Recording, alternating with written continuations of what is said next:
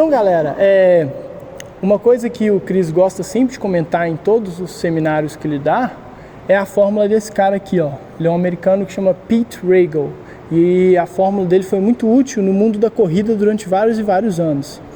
Essa fórmula servia para quê? Ela é uma fórmula que pegou uma base de dados de vários corredores e viu quanto que a velocidade deles caía para cada dobro da distância. Então, para que é isso? Pô, se você corre 5 km em tanto tempo, se você aplicasse a fórmula, você conseguiria prever quanto tempo você vai fazer 10 km. Então, isso era uma informação muito útil para o pessoal da corrida. Só que o corpo dos corredores é muito diferente do corpo dos crossfiteiros. E aí o que o Chris fez foi pegar uma base de dados de mais de 16 mil atletas de crossfit e ele descobriu que a média do crossfiteiro homem é hoje em torno de 20,8%. O que é isso?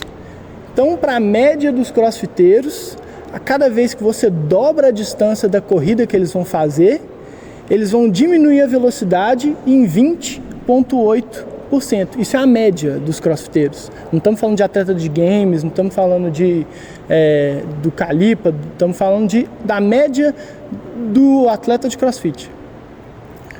E aí, o que ele descobriu? Quando ele aplicou essa fórmula no Calipa, ele viu que o Calipa tinha 26%, em torno de 26%. Então, o que isso significa?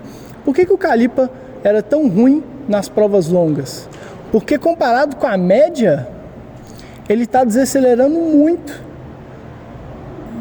a velocidade dele para cada dobro da distância. Então a gente não está nem falando aqui de atletas de alto nível, a gente está falando da média. O Calipa, ele era ruim se comparado com a média dos crossfiteiros. E um dado interessante para vocês verem, o Chris, que foi um atleta de Ironman, que sempre foi um atleta de fibra lenta, que era um cara que, pra vocês terem noção, o Chris conta isso, eu rio às vezes, porque, né, ele fala comigo que não, na época que eu corri o Ironman, eu não tinha sprint, eu não conseguia dar aquele sprint final que todo mundo dava. Eu começava a dar meu sprint final faltando 10 km para a prova. Assim, eu não consigo nem correr 10 km direto. Mas era o tipo de atleta que o Chris era. Para vocês terem noção, o percentual do Chris é 14%. Então, para cada dobro da velocidade, dobro da distância, o Chris diminui a velocidade dele em 14%. E outra curiosidade aqui, que nem estava planejado a gente colocar nesse book, mas a gente achou legal colocar, é que o Froning, que foi um atleta que o Chris começou a trabalhar depois, foi o pior atleta que ele já viu usando essa fórmula. O Froning quando começou a trabalhar com o Chris, o Froning tinha um coeficiente de 28%. Então, quando a gente vê esse coeficiente, que é 8% pior do que a média dos crossfitters em geral, a gente consegue entender por que em 2014, na prova do Triple Tri, o Froning andou. Foi um dos únicos atletas que andou durante a prova. Porque ele estava muito fora da curva quando a gente está falando em provas longas. Ele não conseguia manter uma velocidade em provas muito longas. Então, esse coeficiente aqui é um negócio bem bacana. E só para finalizar, eu vou apagar aqui.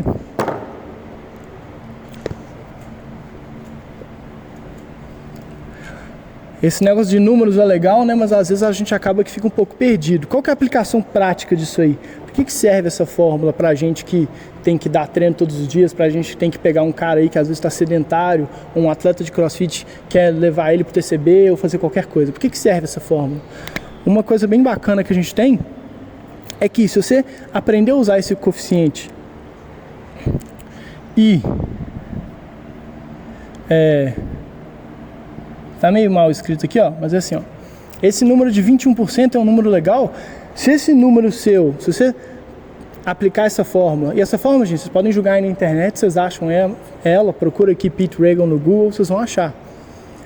Se você aplica esse teste e acha o coeficiente do seu atleta, se ele tiver menor que 21%, esse cara precisa de mais velocidade. Embolou aqui, mas acho que vocês entenderam. Então esse cara precisa de mais velocidade, precisa de treinos de tiro, treinos de sprint, treinos que priorizem velocidade. Agora, se o coeficiente dele é maior que 21%, esse cara precisa de mais endurance.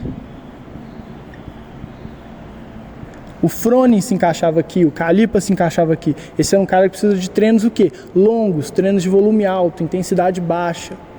Então foi como que a gente consegue aplicar essa fórmula no nosso dia a dia, né? Para que ela serve? Ela serve para isso. Você consegue fazer esse teste com qualquer atleta que você tiver e você consegue falar se ele quer ter um bom desempenho no CrossFit, se o coeficiente dele é maior que 21%, taca endurance nele, taca treinos longos, taca volume alto.